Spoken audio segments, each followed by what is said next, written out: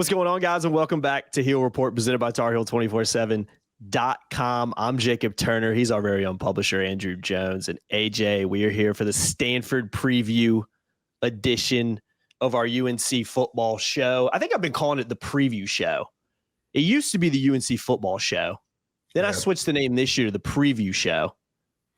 So I don't even know what we're calling it now. I'll just call it the preview show. It's not really the UNC football show anymore. I'm sorry. I'm thinking this out loud as I think about this right now. I apologize for the people listening. I love that we're fluid. We're constantly looking for ways to be different, which is why we encourage comments on Twitter. We love them. On the YouTube channel, and certainly on our boards at Tar Heel 24/7, because we have VIP membership there, and we definitely want those people to voice their opinion, good or bad, positive or negative, because that's what we're here for, man. We're here to serve. We are 100% public servants, Jacob. 100%, man. Just be nice about it. Servants. Just be nice about it. You can disagree with us. Just be nice. Don't call me an idiot. Don't call AJ a loser. Just be nice about it. You can disagree. That's fine. Just be nice about it, guys. But no one said anything about my nose for a while, so that's not bad. No. That is good. There you go. That is a compliment, man. Again, that's a great thing. That's a positive for us moving forward. So don't get in the comments right now and talk about AJ's nose as people. The one thing is that, like, there's the like with basketball, the one guy that says you're just trying to butter up and you're trying to make up for it. You're trying to take too much out of a game against Central Arkansas. No, that's not it. I mean, AJ, you do the opposite for football, and you're like, "Hey guys, like I'm not 100% sure. You know, Syracuse isn't great," and you got people in the comments like, "You're the most negative individual I've ever listened to in my life," and I'm sitting here like, I couldn't believe that was a reaction to you, because people just sometimes people look. They're like, I'm an Orioles fan. Sometimes I don't want to know the truth too. I get it, and when you have a season like this in football, they finally get a win. I ain't part of the reaction. This is part of the story too, because there's a carryover to this week because of the opponent. We're diving right into it right here. This is the show right because the opponent that they're playing, like, after all that the fan base had been through with the stuff about the program, it's like, well, can't we just feel good for 24 hours? You know, teams say, look, we will savor this for 24 hours and then we move on from it. And if they hear a little bit of negativity or read a little bit of negativity about, hey guys, this was just Syracuse, they're a trash team, then they don't want to hear that because it takes away from the joy. I get that. But the reality is, Syracuse reminded me of the 99 Tar Heels that ran out of you told me that. I have no earthly idea what the hell Fran Brown was thinking, starting a non-scholarship lacrosse player at quarterback. He's the worst quarterback I've ever seen in a college game. He was so out of his league, Jacob. He had no business. Poor kid. He had no business being on the field. No business being on the field. I don't understand what the thinking there was. And I don't know how he didn't see it. Then he put him back in. I know. And you know what? Credit the Tar Heels for taking care of business and not letting him get into a groove.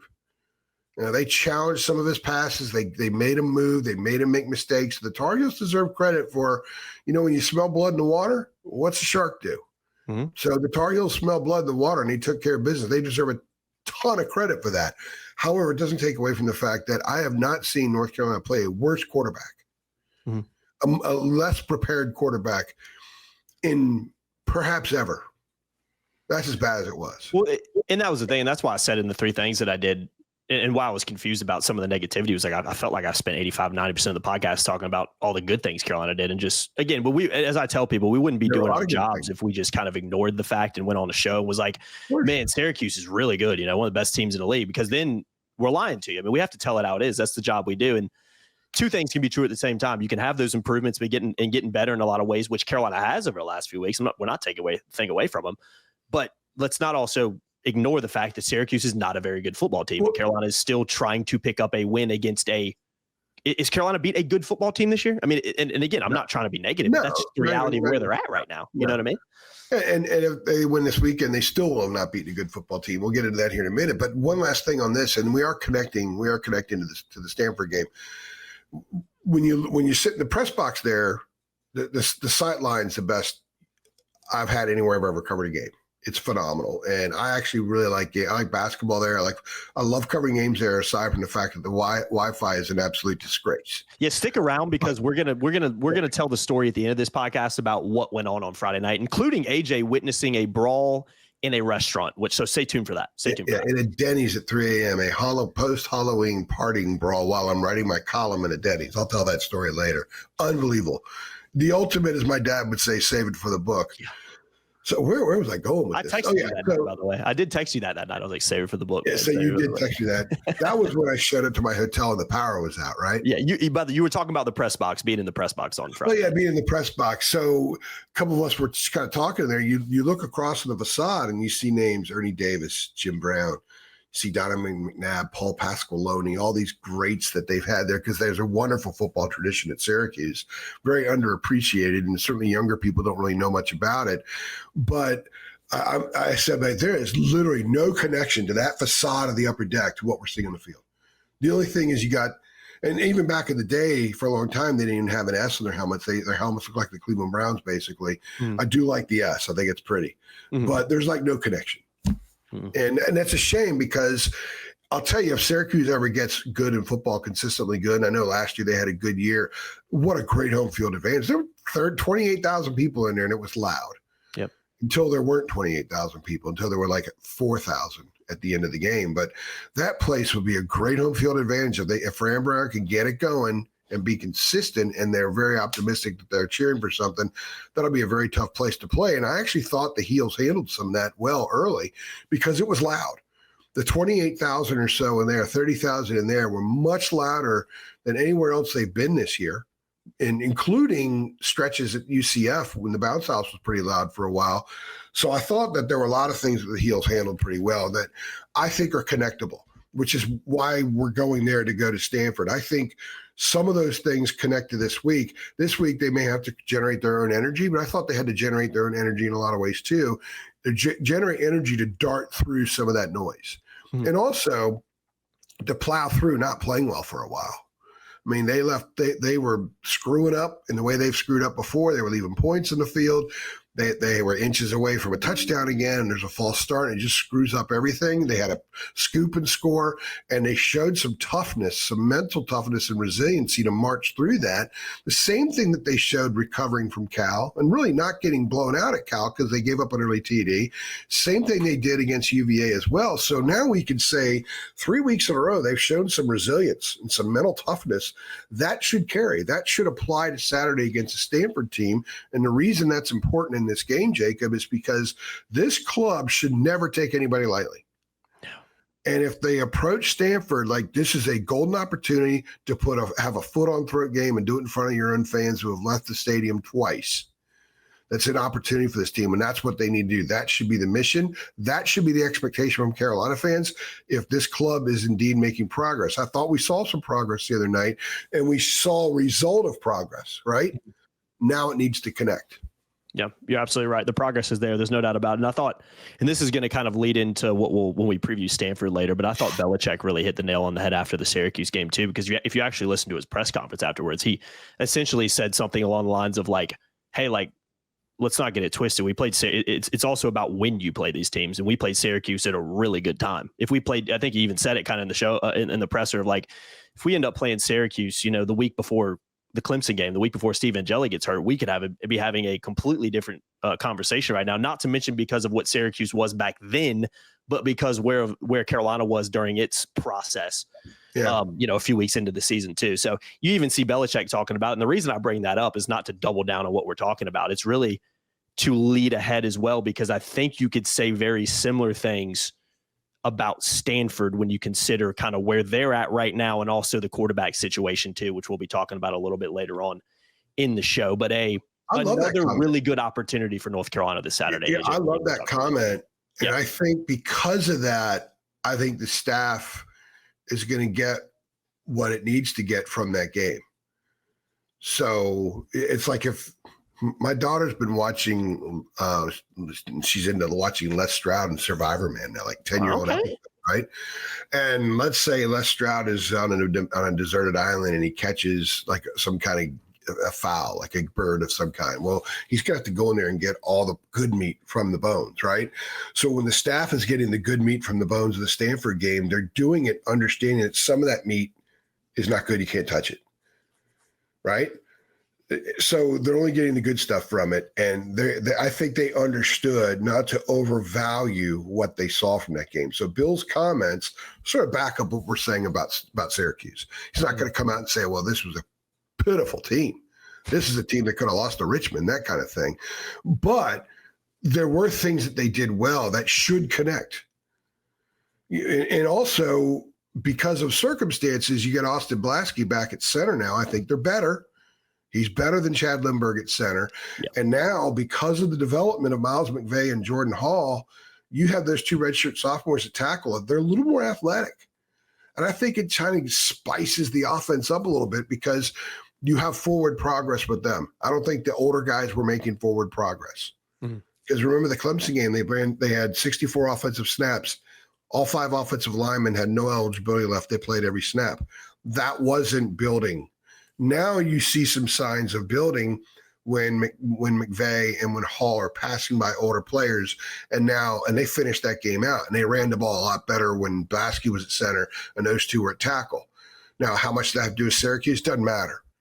They did something they hadn't done, and that needs to be celebrated. That needs to be embraced, and that needs to now be a little bit more the expectation. I think going into this game against a Stanford team that statistically is terrible and has not been competitive other than their loss to Hawaii to open the season, which is a bad loss. Their other losses, they've averaged losing by 25 points. I mean, this is a club that Carolina should take care of. So the expectation is Blasky at center, Hall and McVay at tackle, and Juju. Yes. See Juju run. This should be another CJ. He should run. He should be close to 100. I think the screen pass to him, I mean, how many screen passes have they thrown this year that got negative yardage? And boom, a 72-yarder, and that stiff arm and that cut. You got to get him the ball and let him do his thing. He can run on the edge. He can run up. He can run inside, run zone plays and break tackles. That you need to identify who you are and stop bouncing around all over the place and move forward this last month. Kind of what we saw the other night is a blueprint. And that needs to be established early against Stanford. And if so, they should be able to win this game by at least a couple of touchdowns. If they're going to be a team that has a chance at all against Wake, Duke, and State, and I think Wake, Duke, and State are a significant difference from Stanford, they're going to have to connect the good from Syracuse and make it good again Saturday so we know, okay, this is really who you're starting to become. Against bad teams, they may not be able to beat Wake, Duke, or State. But if they show the same positives this week and win at the line of scrimmage like they did against Syracuse, both sides, that to me is part of a small building block moving forward. And it's evidence of what Bill Belichick has been saying.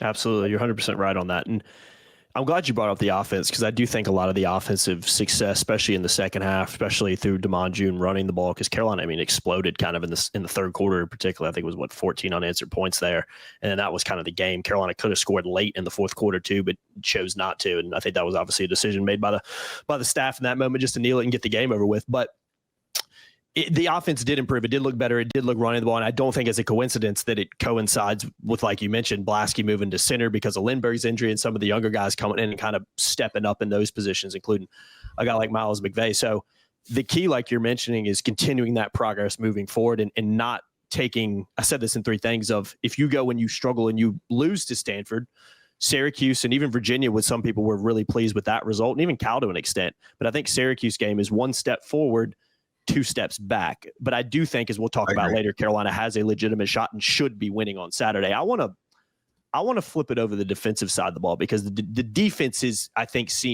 has been the group this season that has seen the most tangible improvements. And not only is it showing in kind of where they rank in terms of, overall defenses in the country, but there's also a lot of stats to kind of show that, hey, like, despite playing against some lesser teams in recent weeks, this defense has also done it against a Virginia team that is continuing to win. And I think the defense has been definitely the biggest surprise this season, especially kind of over the last 3 games in particular, as we've really seen some tangible progress. Just 21 points for Cal, 17 for Virginia in overtime, no points in the second half for either team in that game. And then I know it was a bad Syracuse team, but only gave up 3 legitimate points in that one because the touchdown the Syracuse scored was on a scoop and score. So the defense improvement has definitely started up front.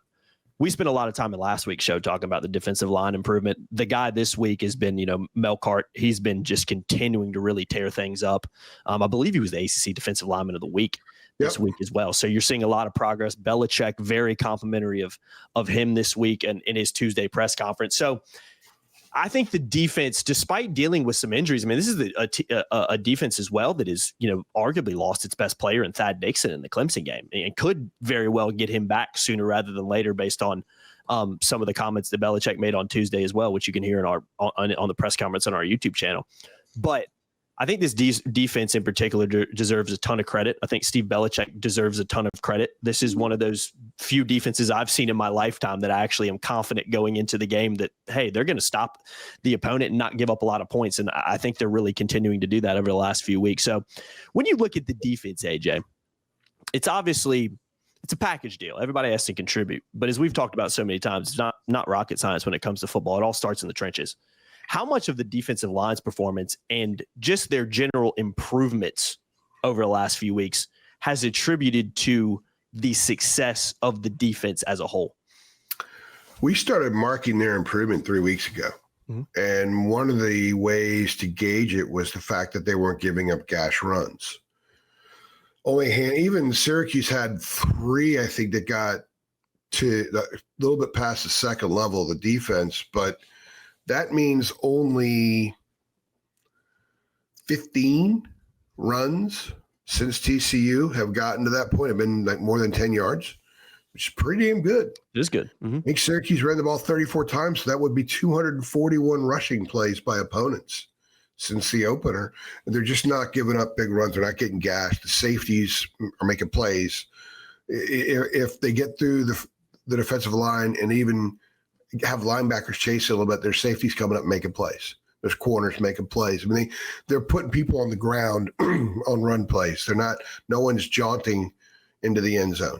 So I think that's a big positive. The other night was the third game this year they haven't given up a touchdown. And here's a crazy stat. And I think maybe you look back, the seasons allow us to look back at retroactively, because as we gain more intel each week, we start to be able to figure things out, right?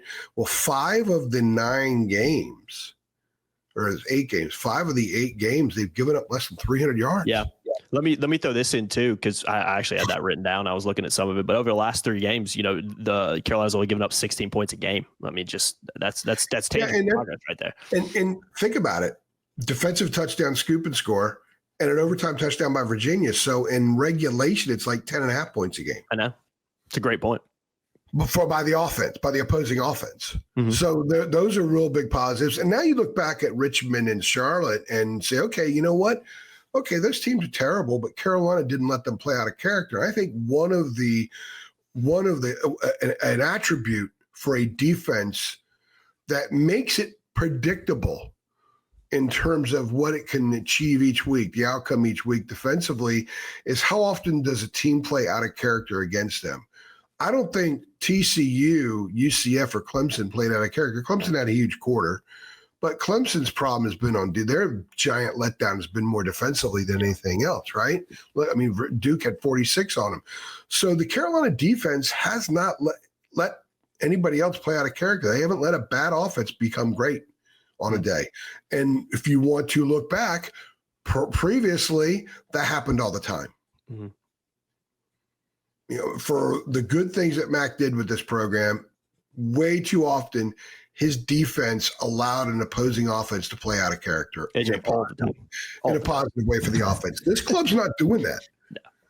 They're not getting beat in ways that the other team isn't supposed to beat anybody. So I think that the polished nature of Steve Belichick's approach and game planning and building and the communication of the game plan, I think on the defensive side of the ball is pretty good. Remember, when Washington played for the national title 2 years ago, they were number 99 in total defense.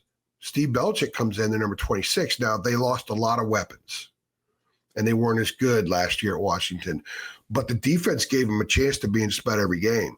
We're seeing him do the very same thing at North Carolina. I think it's safe to say now that he's legitimately a good college defensive coordinator. Mm-hmm. Not a tremendous amount of college experience, but nobody's really talking about him, but they probably should, because it's his defense. If everyone's going to dog on Freddie Kitchens for the offense stinking, you got to give Steve Belichick praise for the defense not allowing people to play out of character and actually growing. Melcart's a guy that was working at a bagel shop when he was discovered by a Delaware football player a long time ago. Ended up going to Delaware, had some success, went in the portal. Took him a while. He wasn't ready right away, but he is making himself a really good player. He has 5 sacks in the last 2 weeks. He leads the ACC in sacks. Mm-hmm. He chased down the Syracuse quarterback the other night and forced that fumble that Carolina recovered that led to a field goal. So he's a playmaker. They now have a playmaker at end. Tyler Thompson is making plays. He had no sacks in his entire career. He's been at Carolina the whole time until the Cal game, and he has at least 1 in each of the last 3, and he has 4 total. So what you're seeing now, and we talked about this before about how they weren't getting sacks and stuff. They were in base. They weren't getting blitzed very often, except Clemson hit them on some big ones. But they were not making game-changing type plays. Now they're starting to force the 3rd and longs, force teams to punt, force teams to have to really be very predictable offensively at times because of the holes they put them in. And I think that they deserve a crap load of credit for that. And they're doing it with a group that people said had no talent. Well, I think that I've maintained that I thought there's more talent on the roster than people were saying, and we're starting to see it right now. I think Jaden Patterson's done a nice job filling in for Thad Dixon. Yeah, he slotted right in, man. I think Marcus Allen's been a lot better in recent weeks. He's had a couple of bad PIs that have hurt him and screwed with his psyche and certainly made him a target of fans. I think they've been really solid at safety with the trio of Gibson, Bryson, and also Will Hardy, who's played some very good football. By the way, PFF does not like Will Hardy. For some reason. Grade him bad every week, yeah. I mean, if there's ever an eyeballs don't meet the PFF guy, it's probably Will Hardy, wouldn't you say? Yeah, I agree. And you asked about the guys up front. I mean, they are taking care of their responsibilities. I asked, I think I asked Kamori House this Tuesday. When the guys up front trust one another and they're not trying to do someone else's job, cheat and do their job, which is what last year's defensive front, as old and experienced as they were, still did. When they take care of their individual responsibilities and they do it well, that allows everything else to work on defense. And if you want to mark improvement, take a look at Isaiah Johnson, the Arizona transfer. Go look at him the night of the TCU game. And look at him now. Look at how he strikes blocks. Look at how he eats up blockers. Look at how he's disciplined and controls his gap. That's allowing a lot of other things to happen. That was the position group that was most concerning coming into the season. And they've made tremendous strides. Bob Diaco deserves a crap load of praise for how much the defensive line's improved. Now, they haven't played a lot of great offenses. We know that. They have been dealt a schedule that is very manageable, and they're still only 3-5. But Bill Belichick is talking progress. And we made a conscious decision as a site, as a media outlet covering the program about several weeks ago. We're backing off from the chaos. We're going to judge you not on all that other crap, and a lot of the other crap is true.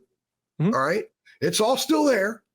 But we were going to focus strictly on football because the head coach, the guy who knows more about football than all of us paying attention to this podcast combined, okay, he said they were making progress. So you know what? He deserves the benefit of the doubt, and we're going to judge them on making progress. And we've seen signs of progress. Now, is it earth-shattering? Is it earth-moving? I don't know. We'll find out, I think, against Duke.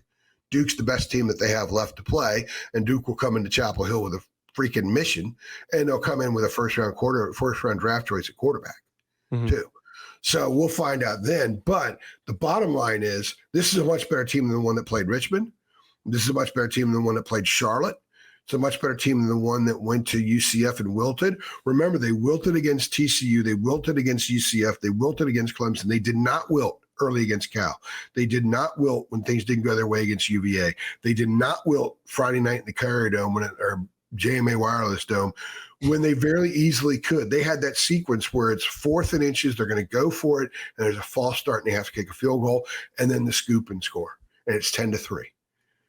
They could have wilted them, but they didn't. So they have self-fixed a lot of stuff, and I think now that they're into November, they are in a much better place up here, and they're better fundamentally, and they're a little bit better in some other areas than they were before. So they have a chance to play some competitive football over this last month and maybe change the narrative on the story from what people had already written about a month ago. Yeah. And the players and the staff deserve a ton of credit for that. And I think the players, especially because when you, as you mentioned a few minutes ago, you look at all the stuff that was going on not that long ago, the stuff coming out of the program, the stuff we reported that was, as you mentioned, is still there. That was 100% true. You can very easily, especially from a player perspective, in this day of college football with the transfer portal and everything like that, you could very easily lose a team. We've seen it happen countless times around the country every season. But the players stuck with it. The staff also, as I said, deserves credit for it too, for keeping the team together, because also from a staff perspective, you can lose the team very easily if you don't do the right things to keep everybody together in the locker room. So the progress. This has been very much a player thing. Yes. I speak with tremendous confidence that a lot of it's, I'm not trying to take away from the staff or anything like that. I know. I think staff messaging has changed a little, not much. I think a lot of this was the players, the tsunami receded at the end of the post-Clemson week. And when the tsunami receded and the water went back out, the players were kind of left there in a mess. They're like, okay, what are we going to do? We got 7 games left. And I've been told that there have been a couple adults around the program that say, hey, guys, you got 7 left. I and Scott don't lie. You're in a business now. What you going to do? Mm-hmm. And some pretty good leaders have stepped forward and I think have emerged. And they've been more on the same page, especially from a football standpoint. There's a lot of dudes in that locker room that don't like each other that much personally, but that doesn't matter because as long as they play as a team and have the common goal. The New York Yankees won a World Series in 1978 when they were at war with each other all the time. I know it's a long time ago, but, baseball, you're in each other's jock every day, right? I mean, every freaking day for 7 months. Mm-hmm. So it can be done as long as you get on the same page when you put the gear on. That's what really matters the most. Mm-hmm. And I think that they have found some common threads, and it has gotten to them to this point. Is this their peak? Was last Friday their peak? It could be. That could have been the best they're going to play all year long. Stanford could come in with a new quarterback. They don't have much film on them. They're not prepared. And a busted play here, a busted play there, a pick 6 there, and then boom, Carolina's in trouble again. That very well could happen. And then they could go to Wake and get blown out. They could get clobbered at home to Duke, and it could be Dave Dorn's last game in Raleigh, and goodness knows what will happen there. I think the odds are the recent history suggests what probably would happen, right? Yeah. But I think at least entering November, they've been able to change the narrative some, and they've done enough positive things, Jacob, that a lot of fans have kind of shot back at media saying, well, you guys were wrong. Well, on-field performance doesn't have any connection, in my opinion, to whether or not there was accuracy in reporting a month ago. Most of that stuff was true, and the program knows it was true, right? But I actually think that's why there should be bigger kudos that instead of literally crumbling like Colorado has, they've gone the other way. And there's a big time kudos and fist bump that they deserve for that because they could have become Colorado. Colorado is an unbridled disgrace right now. Yeah, they've fallen off a cliff. I mean, they just have. Like Wisconsin has fallen completely apart. Look at Boston College. I mean, they battled Notre Dame some, and you got Bill O'Brien yelling at reporters now, and we're still going to fight and all that kind of stuff. By the way, what was wrong with that question? What was wrong with that question, by the way? The one that was asked about Bill O'Brien. Apparently, as a journalist, did you think there was something wrong with that question? My guess is it's a columnist that just shows up every once in a while. That's what he alluded to. Yeah, he's going for a certain angle, and that happens sometimes. That's why it's important to be there all the time. If you are on like us, we're there every time. Yeah, and we're going to ask the questions, whether it's good or bad. We're going to ask the questions.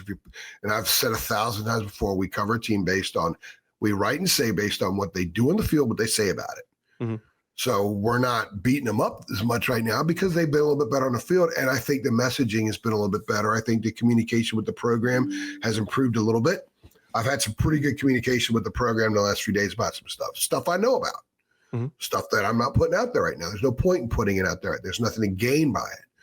Right now, I want it to be football. It's a lot easier for you and me, Jacob, if all we're doing is football and basketball. When the other stuff gets in the way, I don't like it because I don't like when bad stuff like that happens with people.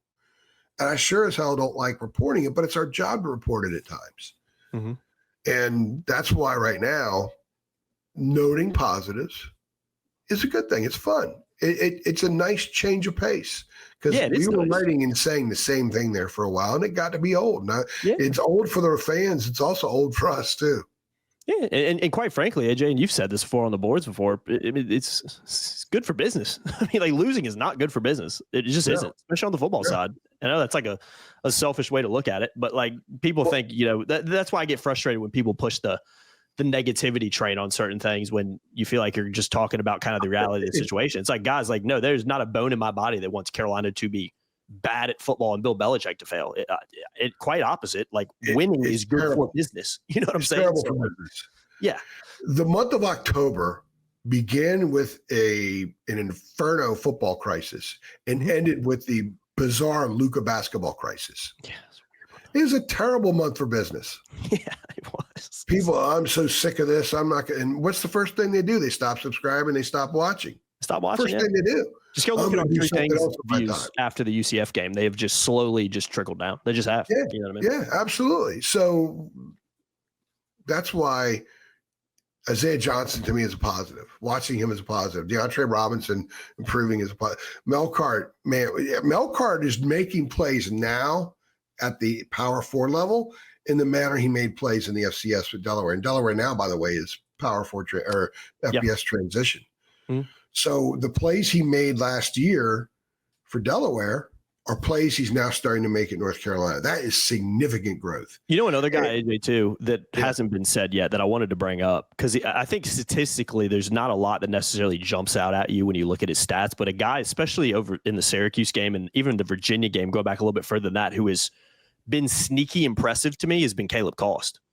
I think he has improved a lot, too. I mean, I remember in the Virginia game, there was a couple of pass breakups that he made that were super impressive. And in the Syracuse game, it just seems like he's been a guy the last few weeks as the defense has kind of continued to trend up, who maybe isn't necessarily showing up a lot in the stat sheet, but he's been a guy actively that I've said in multiple games watching it, like, oh, he just made a really good play there. Who was that? Oh, it was Caleb Cost again. He struggled early. He was getting beaten a lot. And actually, if you notice, they like to play three linebackers at times. They'll bring out Mekhi Bayer, the kid from, I must say he's from Nebraska because he only did spring practice at Missouri.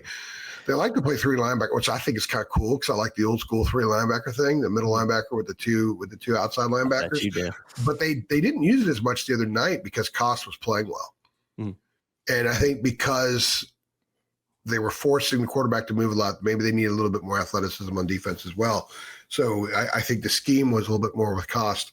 We might see that again this weekend as well. Although Stanford's going to try to run the ball, try to run power, so you might go with the third linebacker. I don't know, but you're right about Caleb Cost. Remember early in the year when they were getting blitzed at times, they gave up just ugly stuff.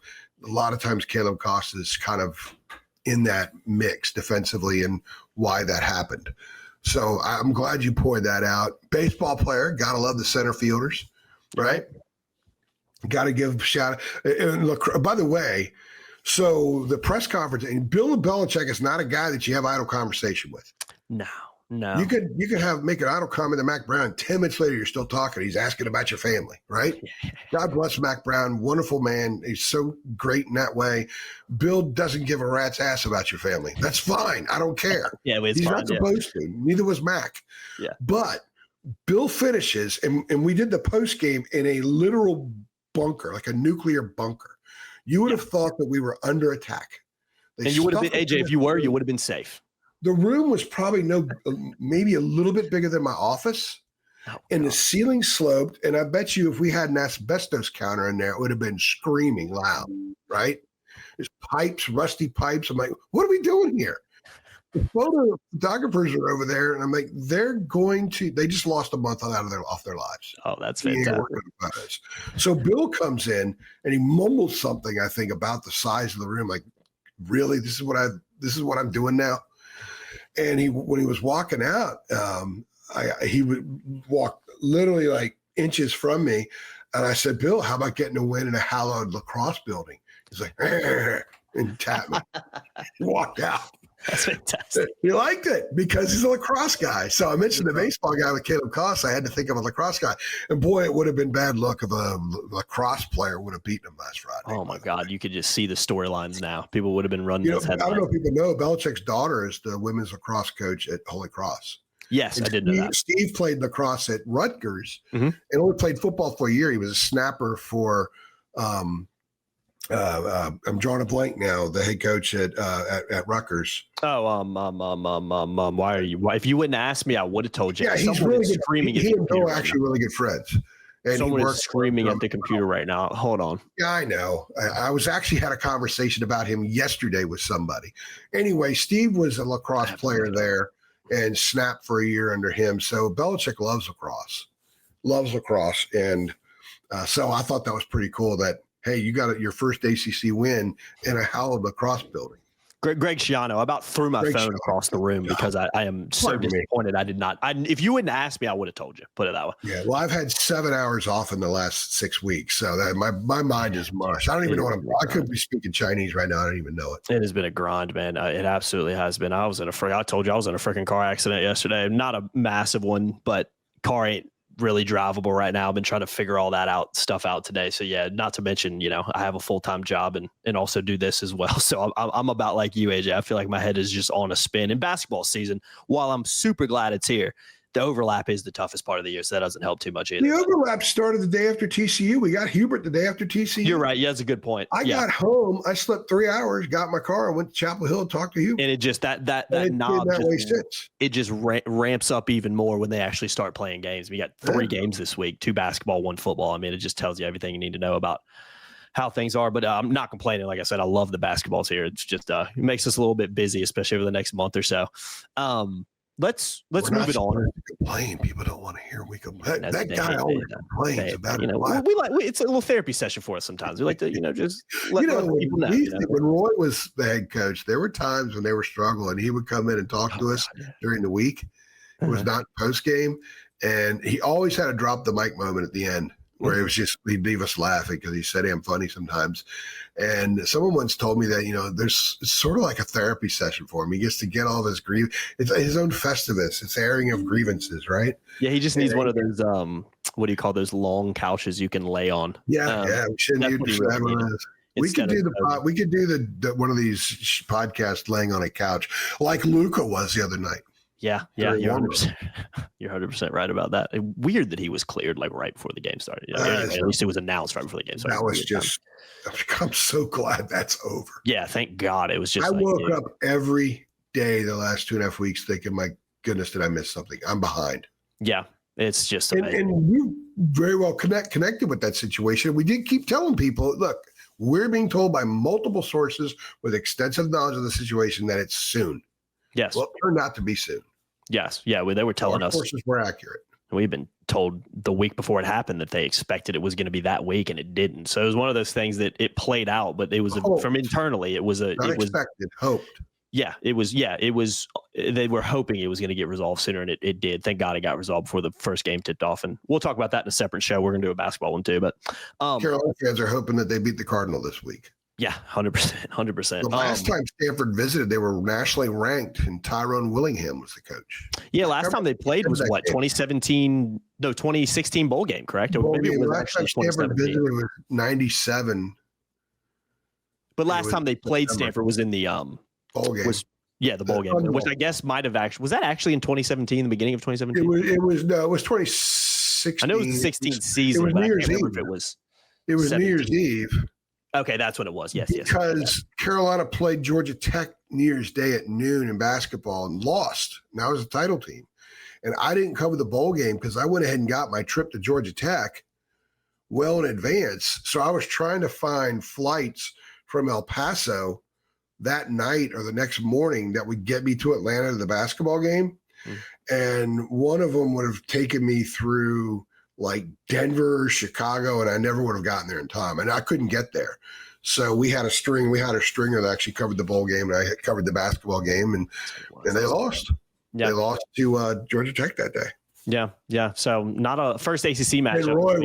And Roy needed one of those therapy sessions after that. He was seething mad that day. Yes, he was. I do remember that one, actually, now that we talk about it. I definitely remember that game. Yeah. But yeah, first ACC matchup between Stanford and North Carolina in football, at least. And I didn't even say it earlier, so I'll go ahead and say it as we dive into the portion of the Stanford preview. 3-5 North Carolina taking on 3-6 Stanford, 4:30 p.m. kickoff in Keenan Memorial. That game's going to be on the CW. Carolina currently a 7.5 point favorite, at least on ESPN. I've seen some people on the 7,426 other sports books that exist out there that Carolina's 8.5 point favorites on others. So 7.5, 8.5. You can use whichever one you want to roll with and makes you feel better. But my message, and I think our message today, AJ, we were in unison as we kind of talked about this before we started. Prime opportunity for North Carolina to continue to build on what they've shown over the last few weeks and show, hey, this progress. I know we played and we beat a bad team last week. I know the progress has been, Virginia was good. I know Cal isn't great, but the progress is legit. And now it's carrying over into wins, which is, we've always talked about, has been kind of the next step for this program, because despite playing better against Cal and Virginia, they weren't winning. Now they got that monkey off their back. Let's see if they can carry it into Stanford. And the reason I say it's a prime opportunity, AJ, is for a couple different reasons we'll go through here. But let's start with the head coach, Frank Reich, interim head coach technically. I know Stanford kind of fired their coach in May, and they had to bring Frank Reich in, and he's still technically the interim. The way this season's going, I don't foresee him necessarily getting the job full time, but who knows? You just never know. There is some football left to be played. Obviously, longtime NFL coach, former head coach of the Colts and the Panthers. Andrew Luck is also the GM there, so I guess he'll have some kind of decision to make in the future on whether he wants to keep Frank Reich or not. But this is a team that it's safe to say it's not only because of how they played this year, but you just look at the standings in general. It's a bottom tier ACC team. They do have I guess you can call it an upset win over Florida State, 20-13 a few weeks back, but they have not won a road game yet this season, despite playing some good teams like a Miami, like a SMU on the road. And heck, if you actually go look at their schedule, they haven't really been competitive in a road game yet besides their season. They were competitive for a while with Miami. But in Hawaii, they were competitive in that game in the opener. Miami to an extent, but the way that game kind of played out, they ended up getting mollywopped, as Noah would say. So this is, again, shaping up for a prime opportunity, especially with them having to come, 2,500 or however many miles across the country. And I think this is one of the interesting and probably the most interesting storyline about this game, especially from a Stanford perspective, is QB change. Frank Reich announced on Monday that redshirt freshman Elijah Brown has been named the starting quarterback for Saturday's game. He has a guy that did play a little bit last year. He has played some mop-up minutes in this season as well, but he will be getting the start on Saturday. And I think that's why, again, this is a prime opportunity for North Carolina. You've got an inexperienced quarterback coming in, essentially getting his first start of the season. Not to mention, this is a Stanford offense that, if you're making a QB change, you're probably not excelling in anything, especially if your starting quarterback is not injured, which he is not. The Stanford offense is second worst in the league and actually averages less points at 17.8 than the Tar Heels, who are still dead last in the league in total offense, with Stanford being the worst scoring offense in the league. And also on the flip side, AJ, not much better on the defensive side of the ball, second to last in the league in total defense, just ahead of Syracuse. Funny enough, they're giving up 30 points per game and 424 yards per game. So I called the Syracuse game a must win. I'm calling this game a must win too. If the progress is real, if the defense is what we think it is, if the offense can build on what was their best offensive performance of the season against Syracuse, if these things are true, and if Carolina is taking these steps forward, like the program wants to tell you, like a lot of fans are thinking right now, then this, in my opinion, is a game Carolina simply has to win because of the quarterback situation, because of where Stanford's at right now, because this is a team that's coming all the way across the country to play you, and because this is a Carolina team, from the messaging, I think in particular, is feeling better about this self and at least has a little bit of momentum on its side for arguably the first time this season. So to me, there are no excuses for Carolina winning this game. I'm not saying they need to win by 30. I don't expect them to, as we'll get into in a second. But for me, control both lines of scrimmage, take advantage of an inexperienced quarterback, as we've seen with this defense do a few times this year, take advantage of that and continue to build on the offensive side of the ball and just run that rock, man. I mean, this is still a team that's not lighting it up through the air. Let's not make any mistakes about it. Gio is still not lighting it up through the air, despite having his first 200-plus yard throwing games of the season the last couple weeks. The ground game with Devon June, I think, is going to be a strength of this team, and it's going to continue to be a strength of this team moving into the season. So pound that freaking rock, man. Control both lines of scrimmage, and I think Carolina has a prime opportunity to pick up its second win in a row and second win of ACC play this season. So I'll kick it over to you, AJ. What are you kind of looking for in this game? And on the flip side, is this a game? Do you think Carolina's going to win this one? Let me throw a few other numbers out just because I wrote them down, so I would feel compelled. Throw them out, man. Throw them out. Number 123 nationally in defense, number 117 in offense, number 125 in scoring, number 106 in scoring D. They're outside of the loss to Hawaii, which has had a decent year in the Mountain West, although I think the Mountain West is way down in football this year. Yeah. The losses have been by 24, 28, 24, 35, and 15. The 3 wins, 30-20 at home over a horrid BC team. 30-29, had to drive the field to beat San Jose State at home. San Jose State beat them a year ago in San Jose. I don't know why, or down the road. I don't know why they even played that game on the road last year. And they beat Florida State 2013, and that was when Florida State was probably psychologically at its worst. So, yeah, I'm not really giving Stanford a whole lot here. Carolina has no business to not win this game by a couple of touchdowns. Especially if all the positive vibes that are emanating from, and they're not a ton of positive vibes, but there are positive. It's more positive than it was. I think that the head coach, knows more about the sport than any of us ever will combined. All of us, every last one of us, plus 500,000 people that could be watching this. He says they're making progress. And we're making progress every week. We're getting better and better and better. If that's the case, then it must show up against Stanford. It can't take a week off. Progress, when you were what they were earlier, doesn't take a week off. Otherwise, it's not progress. So in order for there to be true progress, it must show itself on the field this weekend. They should not be gashed. They shouldn't get confused in the secondary and give up some big plays. There's no excuse to say you don't know the quarterback, because they brushed it aside last Friday when asked about, well, you found out just hours before that this other kid was going to start. And they're like, the plan's the plan. The offense isn't going to change. They brushed it off like, not a big deal. So this can't be a big deal either. And they've got a little film on this guy. So no excuses. No excuses. 4:30 crowd. There should be a pretty good crowd because it's the day after Kansas in basketball. But you know what? Who wouldn't want to go to a 4:30 game this time of year? It's prime tailgate time. It's a perfect start. I love when games start in daylight, under the lights. I love that. And it's an opportunity to watch Carolina win a football game. So regardless of how you feel about certain things, about how things have gone this year and about the program, this is an opportunity for everybody to feel good about football in November, which wasn't projected a month ago.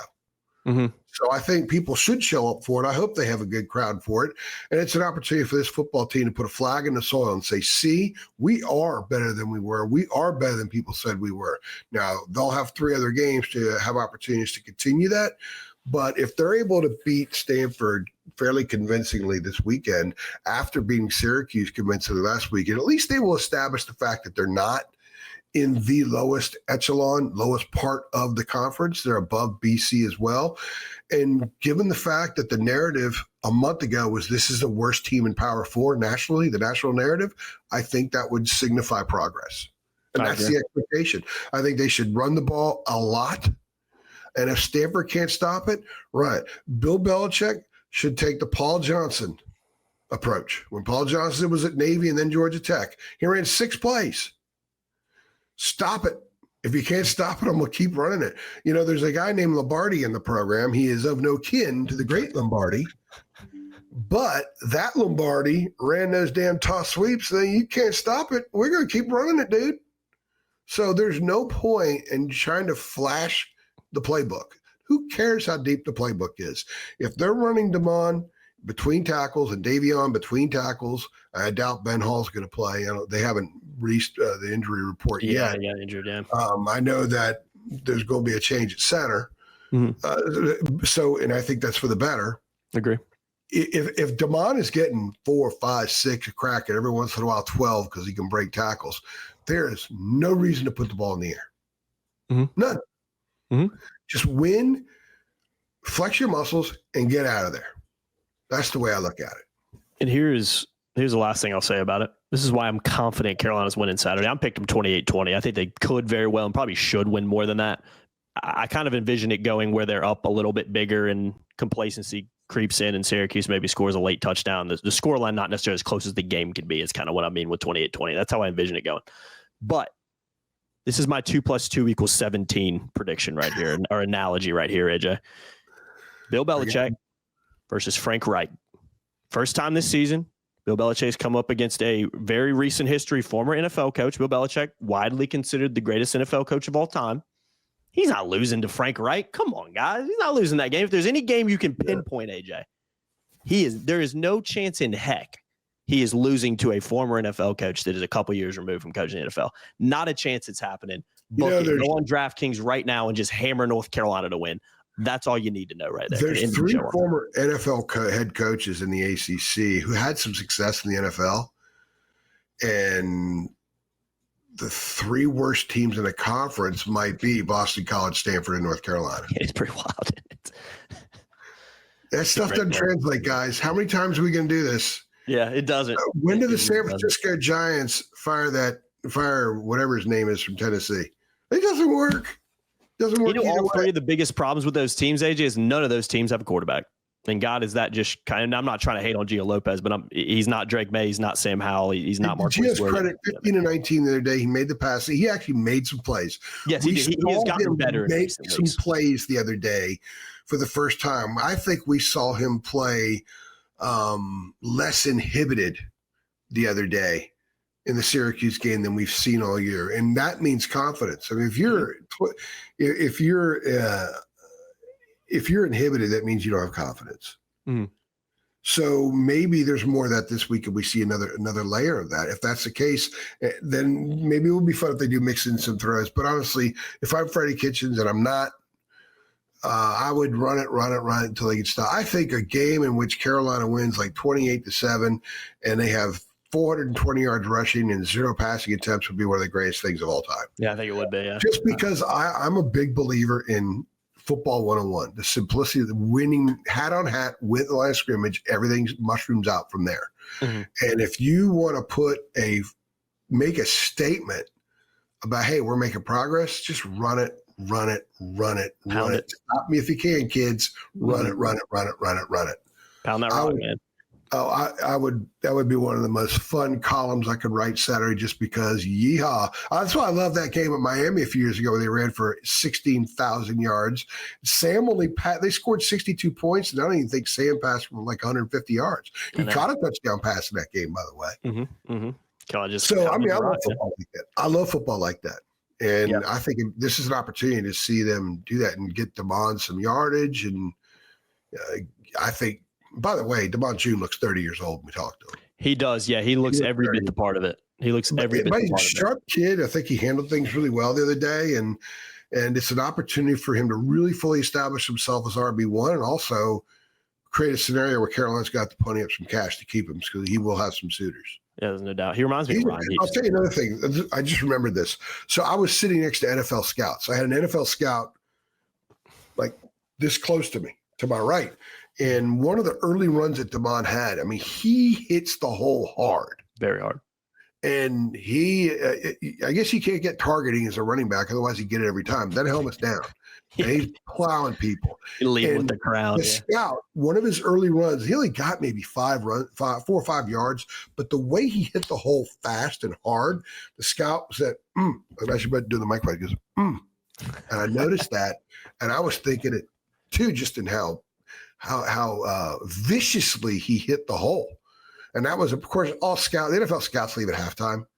So he really missed the goodies. And that's shame on him, shame on them. But they always leave at halftime for some reason. Why? But he did see how hard Damon runs. Mm-hmm. And I think Carolina needs to establish that. And if you're truly building next year, you need to make him RB1 and you need to canonize him as RB1. Yes. And this week is a really good opportunity to fully establish that. And if you're going to pay him to stay, use it as a step toward next season. Mm-hmm. If you're truly in a rebuild. I agree. He's been fantastic, man. And he's been one of the shining lights, especially on offense this season, of a guy that kind of came out of nowhere wasn't really, kind of reminds you of Javonte a little bit, from North Carolina, wasn't recruited very heavily. He reminds me of Ryan Houston in the way he runs. I don't know if you guys remember Ryan Houston back in the day. And it might be a little bit of the size and the fact that he has dreads too. I'm not going to act like that doesn't play a factor. They kind of look the same in a way. Yeah. Ryan Houston was a little bit of a bruiser kind of guy, but he ran really hard, but also could kind of beat you out in open space at times too. I think Damon June's high end speed, and I think maybe the high end potential there is higher than Ryan Houston's, but I agree. He does remind me. I think he's shiftier. I think he's quicker and shiftier. Agree with that too. Ryan, it wasn't like Ryan Houston wasn't shifty. It's the screen. Yeah. The 72-yard screen for a touchdown. I don't know if Ryan Houston does that. No, but Damon does. And I was surprised we saw that from Damon almost, because we have seen him get in open space and not be able to beat a guy at that second level and get hawked down. But I mean, it almost looked like he turned on another gear in that run that I don't know if we've seen that really this season. He did that in the 44-yard run earlier. It's just that a DB caught him. That's going to happen. Yeah, that's what I'm saying. Yeah. He has runs of 44, 45, and 50 yards this year. So he's been able to get well past the third level. But he's usually gotten caught. He was not caught in that. So, I mean, he was gone. Well, that's because he stiff-armed that poor dude. Yeah, that's true. Yeah, that was eligible. And that was it. He went down, and there was nobody there. I mean, I was the last line of defense. And you could tell the guy that he stiff-armed was terrified of getting stiff-armed when he went and tried to make the play. It was hilarious kind of thing. And you saw it coming, and boy, was that a stiff arm for and go back about 45 minutes when I mentioned Ernie Davis and Jim Brown. I mean, he ran. That stiff arm was Ernie Davis and Jim Brown, bro. You're 100% right. You're 100% right. Speaking of arms to the what? I snuck in a bro.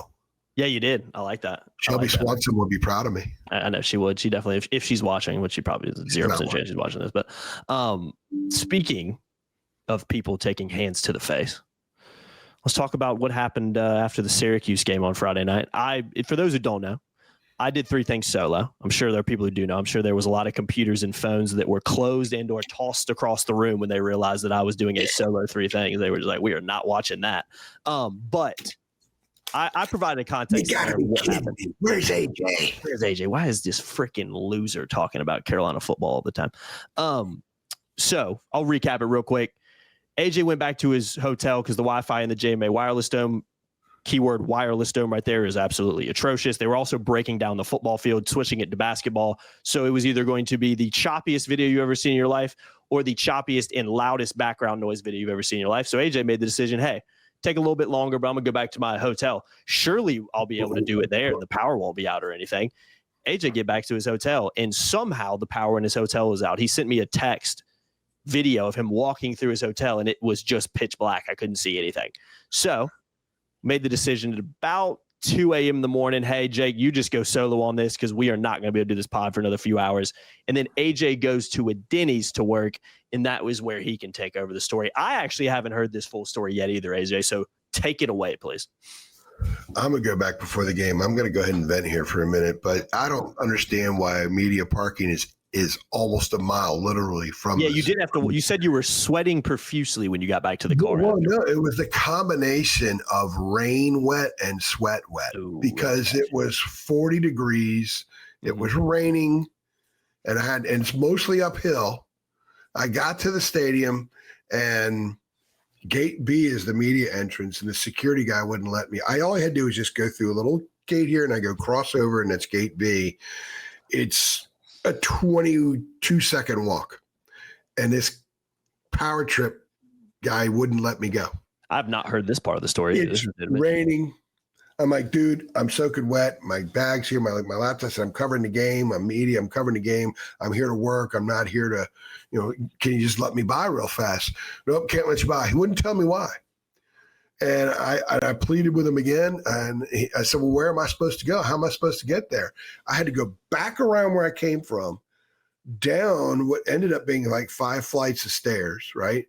And then over across and then back up again. And walking up to the Carrier Dome or JMA Wireless Dome, it's like walking the Capitol steps in D.C. It's not – I mean, it's like Machu Picchu, man. And so I'm going now. They wouldn't let me by because the Carolina buses showed up. I mean, I would have made it there fine, but all he had to do was tell me that. So I'm like not too thrilled. I'm not the greatest disposition.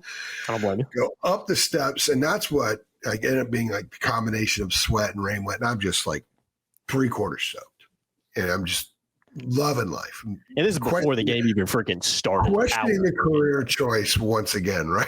Yeah. The travels will do that.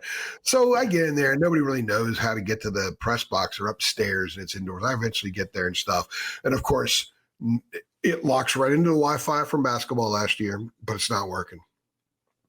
I was able to use Twitter and I was able to use YouTube. I couldn't get into the admin on our site. I couldn't get into stat broadcast. Kind of the two most important things I need to cover a game. Yeah, pretty important. Some people in the press box could. Like Adam Smith could, R.L. Bynum could. I couldn't. So let me say something real quick too, AJ, because I know where you're coming from. R.L.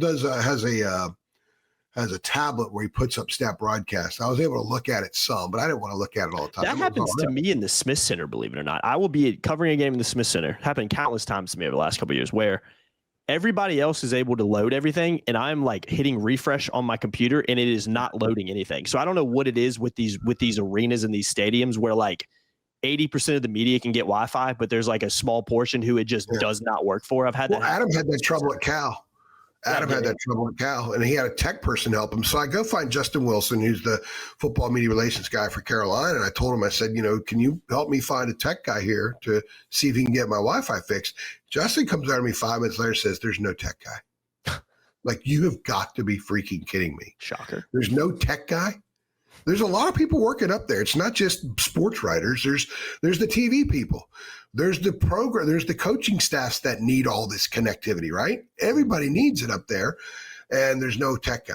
And I'm thinking, okay, Syracuse is the great sports journalism school in the country, and once again, they have terrible Wi-Fi. They're named after a Wi-Fi company, and there's no tech guy to help people. So this is a layering effect of the night, right? So we're going to the game, and I was kind of joking, say, well, I'm going to cover the game old school style, like we used to before we had stat broadcast. Okay, I can do it. I've managed to work through a million different situations before, and I take great pride in getting through it. No one will ever know. I'll never tell the story. The story was never going to come out, but the story now has to come out. So finally the game ends, and I did fine. I'm glad I had Twitter at least. That helped. That helps, yeah. That helped too, because I actually asked every once in a while I'll ask a question on Twitter, because we didn't have replay there because it's open air technically, because there doesn't need to be encased because it's in the dome, and there's no press box announcer telling us certain things. And regular public address announcers, they get names wrong all the time. Like Caleb Hood made a tackle the other day, but it was Mackay Bayer, right? Like, they don't know what the hell's going on half the time. They don't know what yard line the ball's on. So we try to rely on a press box announcer sometimes. That's for some not of those going to things. work out too well, yeah. So, but everything was fine. I did it. After the game, I'm texting you, like I'm apologizing profusely to you, like, dude, I'm trying to find a spot. I finally found a spot that was good enough, and it was in a suite that was enclosed, so you couldn't hear earth being moved behind me. And so they were turning it around for basketball. Mm-hmm. So pull up the whole, half the football field, because they leave the basketball goes, if you're watching the game on TV at Syracuse, to the left, that end zone, that's the basketball court that goes this way. That's what I thought, yeah. It goes sideline to sideline, and then they bring in auxiliary stands, which are really huge. And then the other half, the other 50 yards, the field stays. If you cover a basketball game there and you walk behind there, you're walking on the field. I've walked on the field at Syracuse, football field, every time I've covered a basketball game there, because it's still there. Even when they hosted an NCAA tournament site, it's still there. You can see the field right there. So they're up rooting this part to get it ready for basketball. And it's a lot of work that goes into it. And there's a lot of like trucks and stuff in there. Can you imagine how loud it would be? Yeah. Yeah. Very, very loud. Very loud. That's why I couldn't, the areas I did have Wi-Fi that I could have done the StreamYard. Also, I couldn't get to my email. That's why I also couldn't open the StreamYard. Yeah. You sent me pictures of that. I remember that. Email wasn't open either. So I made the decision that, hell, Jacob, I got to go back and do it in my hotel room. Which isn't great. I did a spot on CBS when I was in Salt Lake City from my hotel room, and it didn't look great, but got to do what you got to do. So I then have to go back to the car. Remember, I'm about 0.8 of a mile, and I had to make like 12 turns to get to the stadium. So I got the walking GPS going, and dude, it takes me this way instead of that way for whatever reason. It took me 29 minutes to get to my car at the parking deck. And it's raining. It's not raining as bad, but it's still raining some. It's cold. I asked a couple of drunk students where the university garage was, and they were not in the mood to answer. They were got a few boomer comments. Might as well have been speaking a foreign language right there. And I thought to myself, man, I would have done the same thing 30 years ago. So I drive back. I'm texting you. I'm doing voice texts. I'm driving back to the hotel. And I remember texting you and saying, okay, I'll be there in about 10 minutes. I said, I'll be there in about 5 minutes. I'll be ready to roll in about 10 minutes. I pull off the thoroughfare and I got to take a right. And there's some trees and you normally would see the Hilton Garden Inn. But I didn't see the Hilton Garden Inn. I'm like, where the hell is it? Where did my hotel go? It's where is my hotel? So I loop around, I turn and I come in the back and there are no cars in the back. And my first thought was, my God, the hotel burned down. But there was no yellow tape. There were no trucks. I didn't smell anything. I go in the front, cars were there, pitch black. And I'm thinking, I'm actually saying out loud, you cannot effing be serious. Oh, I would have been cursing up a effing storm. I was ready to destroy all kinds of stuff. And by the way, I thought hotels had generators, so I don't know what the hell they're doing. It's in a Hilton lot. There were two other Hiltons. They own the whole campus. They don't have a generator. As it was later explained to me, they own the campus, and two of the other ones had finally gotten their power back on. So to go in, I had to pry the door open, the first one, pry the second one open, because you can walk in and then you got to show your key at that time of night. Yeah. Or you put your key in there and it opens up the second doors, right? Mm-hmm. And there's this dude sitting at the desk with two candles. Oh, God. And I mean, he looked like Grizzly Adams. Like it's 1840. He looked like Grizzly Adams, and I hadn't seen him before. And I'm like, well, did he commandeer the hotel? What's going on here? And he said, no, it's been out since 9 o'clock. What the fuck? And I said, have you got a lot of complaints? I imagine people are irate. He goes, no, most people went to the game. They were drunk, came back, ordered pizza, and went to bed. Like, well, I've got to do podcast and I got to do work. Pissed off because I need airflow in my room. There would have been no sleeping in that hotel room if that. Yeah. So that's when I shot the video because the elevators didn't work. So I had to use the stairs. So I had to go to the back of the hotel. So I'm walking down that hallway. That's where I sent the video. That's fucking. And I sent it to you and a few other people, and it's pitch dark. I mean, you can't see anything. You couldn't see anything. You couldn't see anything. And I had to turn the phone light on, go up the stairs. Now the keys work. I didn't know this, but the keys work because they're battery operated in case something like this ever happened. That makes sense. So I got into the room and then I realized, oh crap, Wi-Fi. Yeah. What am I going to do? So I texted you. I said, dude, I can't do this. And I said, we're going to have to wait a few hours. And you're like, well, why don't I just do it alone? Or I said, well, yeah, you said, why don't you do it alone? I said, that's a fantastic idea. You go roll with it. I said, I'm going to find a Denny's because Denny's has been my working salvation during crisis in the middle of the night before. So I found a Denny's a couple miles away and went there. And that's now 8 Denny's in 8 different states.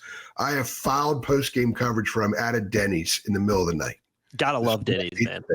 Need a Denny's sponsorship on this freaking podcast, guys. So, well, I did it in Tallahassee last year, but it was a different environment in the Denny's because it wasn't Halloween. So I'm not thinking Halloween at all. I pull up to the Denny's. I'm texting Adam Smith and Rod Baxley about what's going on. And they're like, oh my God, I took a photo of the Denny's sign and sent it to them. And I go in and I remembered, oh God, it's Halloween. And it's a Friday night. So you got all these drunk 20-somethings dressed up that are in there. And I kind of walked around and one of the girls working, she goes, are you alone? I said, yeah, I'm alone. I'm an alone guy with a bag over my shoulder. And they have, she said, why don't you come sit over here at the counter? They have 2 levels. It's like this, and then it drops, and it's like that. I got to sit in the lower one, which is better because the other one were stools. And your feet kind of dangle. I don't like that. I like airport sometimes I have to work in right there too. I have to sit like that at airport sometimes and work, and I hate it. Yeah. So I sat down. I said, okay, well, it's pretty loud in here, but I'm going to get my stuff done. I'll get a coffee and whatever. Maybe I'll, order something small because I'm using their business space, right? That's usually what I do. Well, they don't talk to me for an hour and a half. No shit. Because the place was mobbed.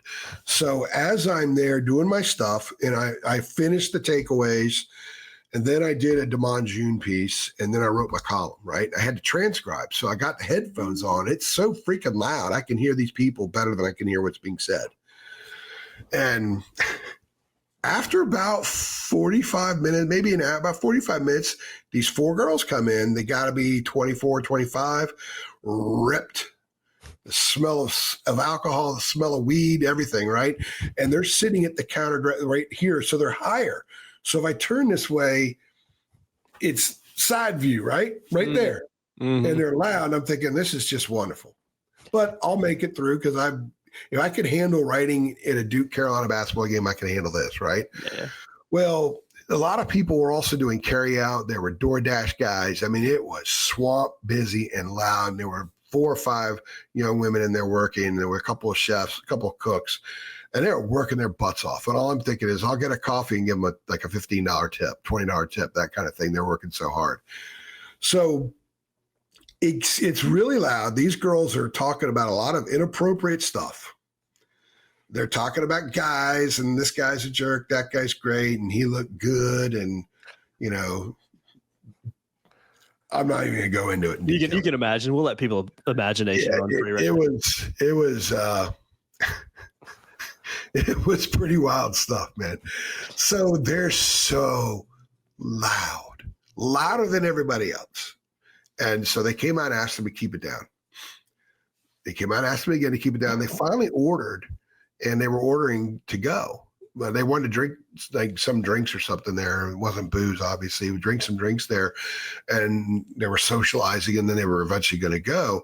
Well, they got most of their food, and they were still waiting on something, and they're so loud that one of the girls came out and said, well, I have asked you like 6 times to keep it down. Will you all go wait outside? And then they freaked out on them. And they started screaming at her like there was no tomorrow. And she's yelling, and another one of the women that worked there come in. They're yelling, and these girls are standing, and they're standing on the stools, and there's the countertop, and it's right here. I'm looking up. This is right here. I'm sitting here trying to write. If this girl slips and falls to her right, she's landing right on top of me. And that wouldn't have been good for AJ. Right? So eventually, then they actually say, no, you got to go now. We're going to call the cops. And they're freaking out because their $20 meal they haven't gotten their meal. They're owed $20. And we paid you $20. So they're going off at them about that. And 2 of them start to walk back toward the kitchen.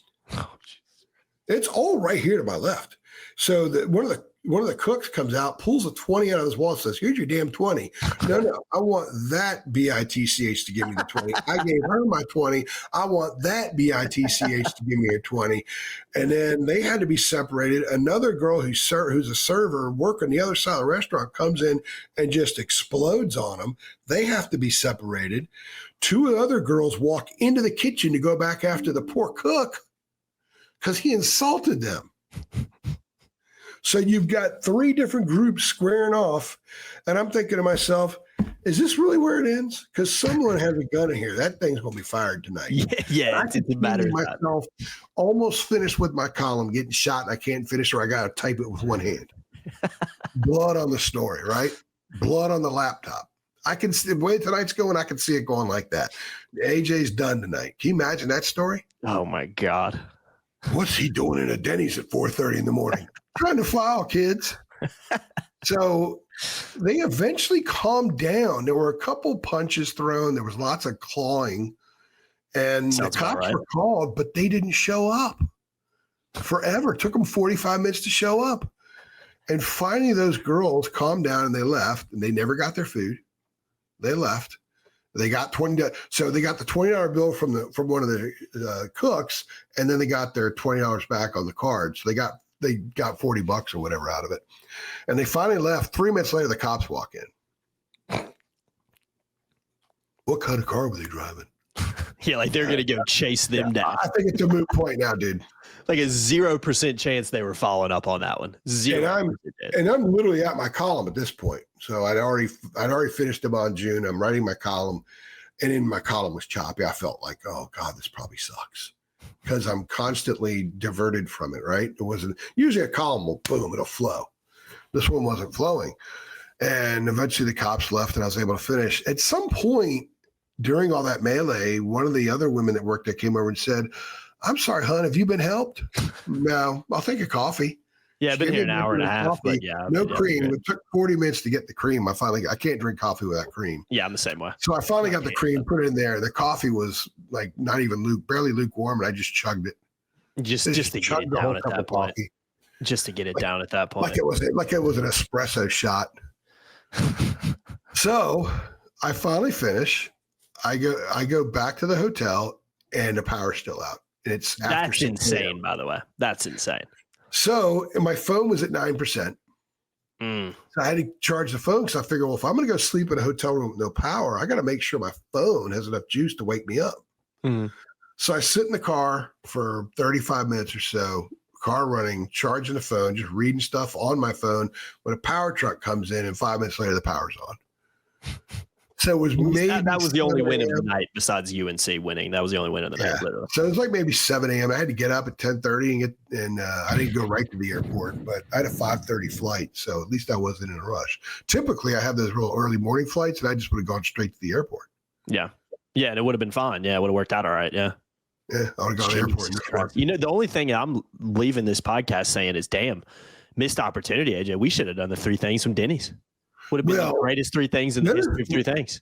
And if anybody's wondering, I did not pull my phone out to record because I didn't want to be seen doing that. Yeah. That might really offend somebody. Then they reel me into the whole process. Yeah, then you're going to get murdered. What am I going to do? Put that video out on Tar Heel 24/7? I mean, I have no other 3 things video avenue to put something like that. So it's of no use to me. Most electric 3 things. We wouldn't have spent a lick of time talking about the game, but it would have been. Sometimes I'll turn the camera, like the laptop, so you can see the stadium. Just hold it towards the fight. Yeah. Then here it is, guys. Here's 3 things. That's fantastic. Yeah. God, there would have been 4 things because it was 4 girls, and they were nothing but trouble, man. I've heard a lot of stories before in terms of travel nightmares with you, but that might take the cake. I'm not gonna lie to you, that one might take the cake. Halloween when I sat down, I took a shot of my laptop with like a Denny's thing in the background in the restaurant, and I sent that to Adam and Rod as well. You sent it to me too, I'm pretty sure. I sent to you. That was 2:05 a.m. Mm-hmm. I walked out of Denny's after 6 o'clock. That sucks, dude. Yeah, I didn't even go to bed till about 3:30 that night. You know, typically for a 7:30 game, we'd bang out 3. If everything runs smooth, I mean, that would have been posted by 1:30 at the latest, probably like the latest. So yeah, it was. Good Lord, man! I was just sitting here waiting for you to hop on. I'm glad I was just sitting here and not battling the elements. You were getting a little pissy too, and you know that the battle conditions are pretty difficult sometimes trying to find a spot. 100%. It's easier in basketball because if they're not taking the court down, I could just go sit courtside and do it. Football is a lot different because there's always vacuums out there on the artificial turf, and they even vacuum up the grass at Keenan and grass stadiums. And I got to find a suite that has glass encased so you don't hear all the noise in the stadium. It's a little more difficult in football than it's basketball, except Syracuse always sucks. We did it last year in basketball. I was in like a concession area. I remember that, yeah. And I was like, we found a way last year. I had the laptop placed on a popcorn maker. That's what it was, yeah. Yeah. At Pitt one time, I had the laptop for basketball. I had the laptop on a trash can. Mm-hmm. And there was that. It was like a vacuum, like a floor cleaning Zamboni kept going by me. Remember that? Yeah. Oh, I do remember that. Yeah. It's just, yeah. And usually if I do get pissy, it's not even that I'm mad at you. I'm just like, you can't make this shit up. Like they're breaking down the basketball court. Like there's no Wi-Fi at the effing hotel. Like, what are we talking about? Like, it's just like, sometimes you're just like, dude, it's 3 o'clock in the morning. Like how the hell does the hotel not have Wi-Fi? I mean, not have Wi-Fi, so you not have power. Like, how is that even possible? It's unbelievable. It went out at 9 o'clock. They didn't have it from 9 o'clock till about 6:40 in the morning. Did you have a rental car? Yeah. I would have you probably thought like maybe I should just drive this rental car off the nearest cliff or into the nearest wall, and just call it a day. It was fun while it lasted. You know what I mean? Lake Oswego or Oswego, whatever they call it. It just never finds you. It'd be a true crime. Find a ramp, have it go in the air off a ramp, just splash in the middle and say, guys. Be an Unsolved Mysteries revamp in 30 years because they still don't know what happened to Andrew Jones's body. I could have disappeared in that Denny's. I mean, yeah, every person there was just ripped. God, that's it. I kind of forgot it was Halloween night. You can see like in the math, when people, if it's 3 o'clock in the morning and you eat an entire Denny's meal, you're ripped that night. Oh God, yeah, you are 100%, man. And there were nothing but clean plates coming back because I had the washing area of the kitchen. I had the busboy. It wasn't even a busboy. I think it's the women were doing it.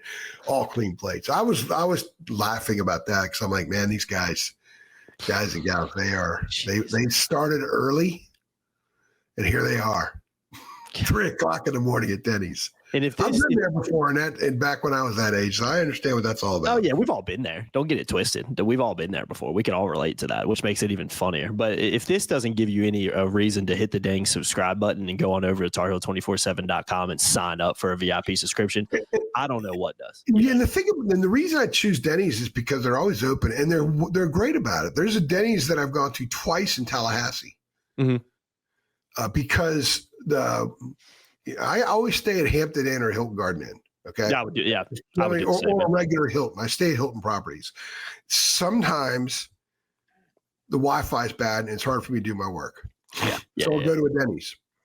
And you and I will do the three things from wherever I am. They're going to do everything else. Yeah, that was the first time that's happened. I said it on three things, but I was like, this is the first time I can remember where we literally could not do three things. We would have been up till 8:00 in the morning and got it out then. But the one in Tallahassee is great. I mean, as long as it's not super busy, they'll let you stay wherever you're seated, booth or whatever it is, for as long as you need. And I always order and give them a good tip and stuff like that. But Denny's always comes through for that. But man, oh man, I didn't know if there's going to be a knock on the door and someone's going to tell my wife he was at a Denny's. Apparently, he had a laptop. There's blood all over it. He got a steak knife through the chest. Yeah, and then the narrative would have been, well, he died doing what he loved doing. Got a steak knife through the chest. He was writing a column about Bill Belichick. I'm just surprised no one asked you, like, so who are you supposed to be for Halloween? Are you like what are you supposed to be? Like, they just thought you were some guy. They were probably more confused about who you were than anything else. I went out Halloween as a bitter sports writer. Yeah, I'm about to say. You were the outlier in that Denny's, not the crazy ladies trying to fight the cook in the back. You were the outlier. Completely. They were like, who is this guy? What is he doing with that briefcase or whatever he carries around? What is in that thing? God, that's my bag, my leather bag. That's fantastic, man. Throw it over my shoulder. Worth every minute. It was like that was a 15-minute long story. Worth every freaking minute of that. Worth every minute of it. That was fantastic stuff right there, guys. And that's the reason you subscribe. Is I was drying off when I was doing the work too. I was still wet. Oh yeah, in the rain. Yeah. They did. We forget to even mention that part that you were probably drenched for 5 hours, 6 hours, damp in some way, shape, or form. Because it was cool in there, so I wasn't drying off fast. I was still wet when I left, like little pockets of wet. Gotta love it, man. Save it for the book. I mean, we ain't saving this story for the book, but it'll be. I'm reading off the book. When those girls went into the kitchen, I thought, okay, well, if there's a gun in here, someone's going to use it. What a way to go out, man. What a freaking way to go out in a Denny's in Syracuse, New York. I bet that was not on your crystal ball for 2020. Headline: Angry boomer with laptop dies in Denny's incident. Took a steak knife through the heart. Yeah, that's basically what was going to happen to you in that one. I'm sorry, I'm doing this to myself. I gotta get out of here. I gotta get out of this place. Unbelievable. Oh God! All right, guys. So that's why you're going over and sign up. Like I said, that's the hard work and dedication. I think Denny's needs to sponsor this podcast. I think they should. I didn't know you worked at Denny's. The girls that worked there handled it beautifully. I told them when I left, they didn't charge me for the coffee because they forgot to ring it up. Because they were all trying to save their own lives. Yeah, they were scared of dying at work. Yeah, protect themselves from a tsunami of angry humanity. God, that's but I told them that they did a good job diffusing because ultimately the violence ended, the threats of violence ended, and the girls left. So I felt, look, you're working 3:00 in the morning in Denny's. It's not exactly what you stamped down 10 years earlier. It's okay. It's the goal. So you're doing it to survive. And I got a crap load of respect for people who do stuff like that. A lot of people won't work. Oh yeah. And they are, and they've got responsibility. So I have a lot of respect for people who do a lot of the jobs that a lot of us don't want to do. Mm-hmm. A lot of people don't want to do because I sold stuff door to door back in the day, but I was a choice, and I thought I would learn something from it. I make some money doing it and whatnot, but I got a lot of respect for them. They handle it really, really well. Yeah, no. And honestly, I know I'm making this a Denny's. I'm not trying to pitch to Denny's to sponsors, but I generally have really friendly service in the middle of the night when I'm trying to work. They know I'm busy. And they know I'm trying to work. They kind of leave me alone a little bit, and And I never tell them what I'm doing. I don't think I've ever had to. I don't think it never comes up. Just they see traveling people all the time. This guy's got work to do, so he's doing his work. 100%. 100%. I mean, we go make sure he's got some fresh coffee because I drink like 4 gallons of coffee when I'm doing that. I would have been slamming it that time of night. Denny's has good coffee. I like Denny's. Denny's, Dunkin' Donuts, and McDonald's have great coffee. Yeah, they do. Yeah, they do. I will never drink Starbucks. I'll drink all that other stuff before Starbucks sucks. I like some Starbucks now. I do. So like I guess we're not looking for a Starbucks sponsor. No, we don't want a Starbucks. I'd rather have the Denny's, to be honest. Come on, Denny's. Come on over. Come on down. Denny's. Come on down, Denny's. We would love to. We'll throw you on the overlay. We'll put a little Denny's logo in the corner, man. Absolutely. 15% off your order when you use the promo code Heel Report at your local Denny's. I can see it right now, man. Let's get it. I might have to send him an email. Send an email to the info@dennys.com. Just see if I can get somebody on there. The code would be Crazy Night in Syracuse. Yeah. Tell him our publisher was almost. The code would be AJ almost died in Syracuse. Yeah, that's what I'll tell him. I'll email like, by the way, publisher loves Denny's, works there all the time, was almost killed in one in Syracuse about a week ago. Could have easily lost his life in there. So, like, if you want to give us a sponsor, that'd be absolutely fantastic. We'll pay it forward. You know what I'm saying? God, that's fantastic. All right, man. Let's get out of here. When you stop recording, I'll tell you what they actually said. Yeah, I'm about to say, now I need to know. We'll let the people's imagination run the book will have that. I don't have to worry about filters with the book. We don't want to get canceled on YouTube. So, yeah, we'll leave it at that. We'll let people's imagination run free, and they can imagine what could have been said there and make it even more fun for them. They were talking about 2 different guys that they wouldn't mind having an 18-year having an 18-year responsibility with. Is that a good way of putting it? I think that's a great way to end the podcast, man. I really do. I think that's exactly how we should wrap this thing up, man. I've been Jacob Turner. He's been Andrew Jones. Glad you're back. Glad you didn't get murdered in a Denny's in Syracuse. That would have been a tough one. I would have had to come on a podcast and explain to the people that, took a steak knife to the chest. I don't know what happened. He's just trying to bang out a collar. Stray bullet fired at a woman dressed as Catwoman. Yeah, ricocheted and hit AJ, and he's done for. So, that would have been a super tough one. So we're glad you're here, AJ. We're glad you're able to do this podcast. And that will not be your last time at a Denny's, but hopefully it's a better experience. Because I have second thoughts next time. We'll have to find another one. See, we need Waffle Houses to stay open now. They don't stay open. Though, AJ, if you're out at 3 a.m., especially on a holiday in a Denny's or a Waffle House, nothing good's going to come of that. More than likely, there's nothing positive that's going to come from that experience. You know what I'm saying? It's usually going to lean toward that. How about ACC? Do not schedule football games on Halloween because it's dangerous to traveling sports writers. Maybe just play Saturday games instead of taking away from the high school games on Friday. Play them at stadiums that have freaking Wi-Fi. Make it a requirement. If you are in the league, you have to have Wi-Fi in your arena or your stadium. I think that's fair, right? Is that fair? That's fair. I think it's fair. Well, the ACC doesn't anyway. You know the ACC tournament. That's true. We are talking about one of the worst Wi-Fi's you can experience is ACC kickoff and tip-off the Wi-Fi tournament. Yeah, you're 100% right. It's another 100% right. God, that's amazing. All right, we're getting out of here. I'm Jacob Turner. Hundreds of millions of dollars when you can't have decent Wi-Fi. Story of our lives, man. He's Andrew Jones. Appreciate y'all watching. Like the video below just for the story. Like the video if you think Carolina's going to whoop Stanford on Saturday. We'll say use the word whoop if you think Carolina's going to go out there. We were talking about Stanford 3 hours ago. Yeah, we were. Yeah, 3 hours ago we talked about Stanford. Just like the video, man. Like the video if you like the progress that Carolina's making. Like the video if you believe in what this team could do and is going to win out the rest of the season. Just like the video below, guys. We appreciate y'all watching as always, and we'll see y'all next time. Thanks.